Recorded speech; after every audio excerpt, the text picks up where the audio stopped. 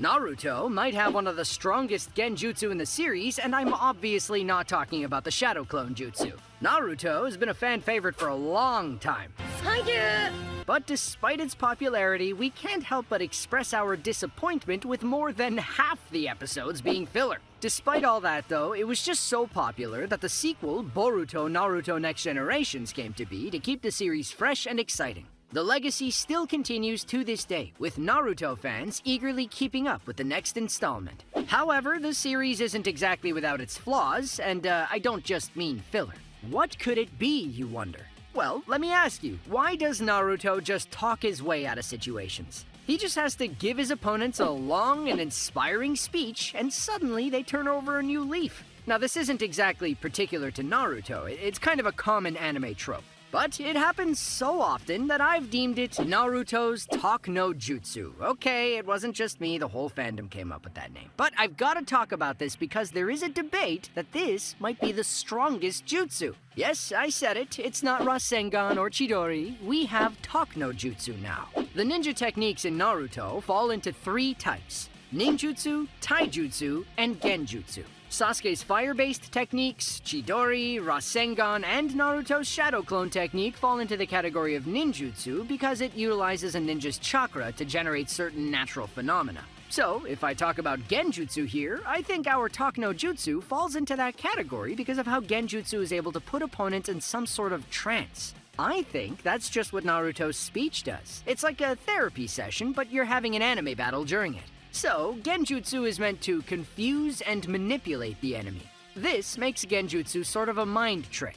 If we take an example from Kurenai's demonic illusion tree binding, it's a technique where the illusion is so powerful that it paralyzes the opponent. But there are techniques that even manipulate a target's reasoning, and they could be transformed into another person altogether. This is exactly how Itachi managed to make Kabuto repent and change his ways. And it's where Naruto's Talk No Jutsu can come into play. Talk No Jutsu, when used by Naruto, has a sort of profound effect on his enemy's emotions and mindset. Through inspirational words and the power of friendship, Naruto uses his passionate and heartfelt speeches which leave lasting impressions on his opponents, and they just turn over a new leaf. Well, actually, now that I think about it, he's kind of charismatic in that way. Who would have thought? But there are numerous cases showcasing the power of Naruto's Talk No Jutsu. It really is like a therapy session with Naruto.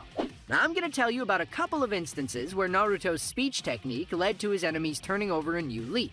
If we all recall Zabuza Momochi, this guy was a ruthless killer. But through Naruto's incredible way with words, he manages to make Zabuza realize the value of friendship and sacrifice. This realization leads to Zabuza's final act of struggle as an evidence to the power of words used by Naruto.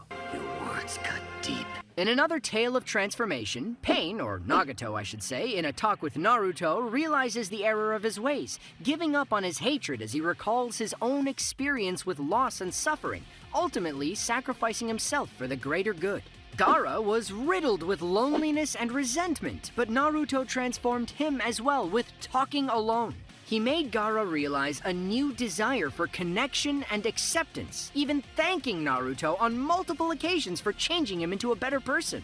Naruto just really has this ability to empathize and tap into people's emotions. If you really look at him, you'd never think he'd be so good at psychological treatments, but he seems to be taking care of everyone's problems and inner demons somehow.